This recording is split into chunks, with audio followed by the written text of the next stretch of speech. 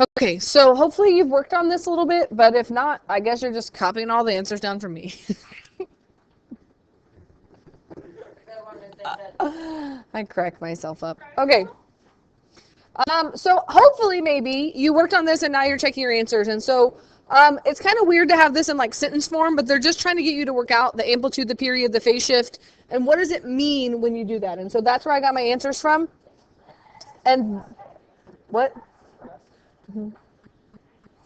And then I started my phase shift, which is negative pi force, and I end at my phase shift plus my period, which is 3 pi force. Halfway in between that is pi force, and halfway in between each of those is 0 and pi halves. And then I use that to get my y values from there. And so really nicely, they had already made this go by pi force. Also, notice over here, they made it go by like halves. If you didn't do that, that's okay, but I just tried to follow what they had done. And even though this one has a phase shift, it kind of looks like cosine, right? Because it's sine, but now it starts up at its maximum. It kind of looks like cosine. But you need to graph at least 5 points, which are the 5 points you get from this. And then this one was just to graph the parent function of cosine. And so again, I made my points down here, pi halves pi, 3 pi halves, and 2 pi. And that's just what cosine looks like. And so then I did this one, again, using my amplitude, my period, my phase shift, my vertical shift, my max that I'm in. These are my answers I got here. Remember, because this is a plus sign, this is negative pi halves divided by 2, which is pi force. And so this one, my phase shift, I start at negative pi force, and I add my phase shift plus pi, which is also 3 pi force. And so it was the same points as the other one, but a 2 on the outside and a -1, these were the points that I got. I had a piece of paper I did this next one on. Okay, so I kind of had those done already, and then I thought maybe I would do this one together for you, with you, I don't know. So this one is sine, so make sure you pay attention whether it's sine or cosine. This one has a negative amplitude, and it's just a different phase shift and such. So,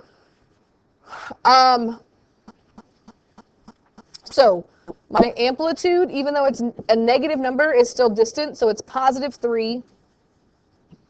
My period is 2 pi over b, so 2 pi over 1/2 is really 2 pi times 2, which is 4 pi. My phase shift is c over b, which in this case it's minus, so it's pi force over 1/2, which is the same as pi force times 2, which would be pi halves.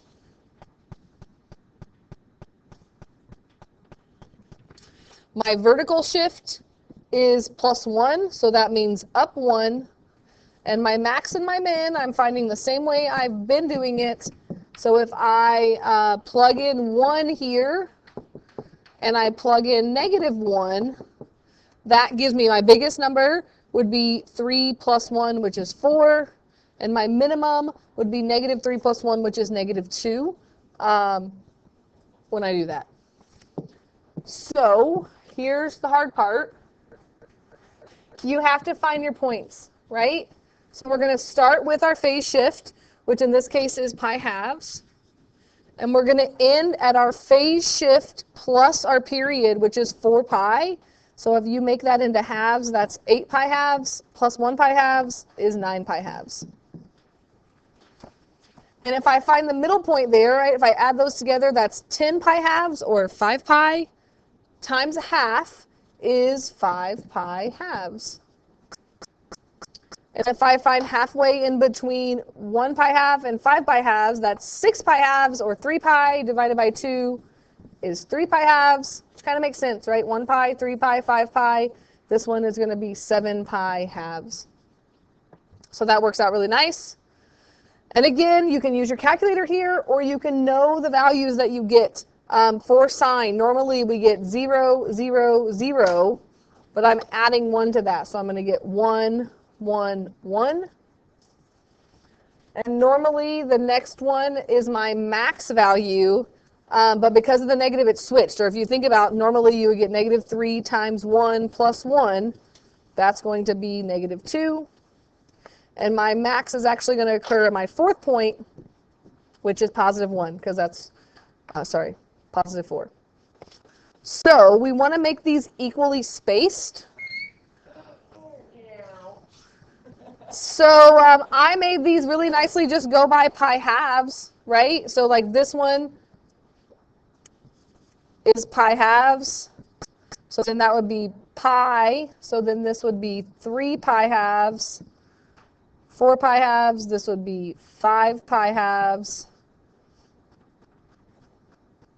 6 pi halves, 7 pi halves, 9 pi halves, right? I need this to go to 4, -2, so I'm going to each one be 1. So at pi halves, it's up at 1. At 3 pi halves, it's down here at -2. At 5 pi halves, it's back up to 1. At 7 pi halves, it's at 4. And then at 9 pi halves, it goes back to 1. And then you could just keep repeating it, right? So like 11 pi halves, 13 pi halves, or negative pi halves. But you just keep repeating it. So the same distance. So every 2, it's going to alternate. So this was going to be down like this. Then it's going to go back up. And then it's going to go up like this. And you can just go on forever, right? And this one would be, it's going down first. So this one would go up to 4, then down, and then down, and then up, and then back up, right? So they're all evenly spaced, and so you can just make a nice, smooth curve. So you're going to have to do this on your quiz. You're going to have to make your 5 points, find the phase shift and the period and all of that stuff, and then graph a good graph there, okay?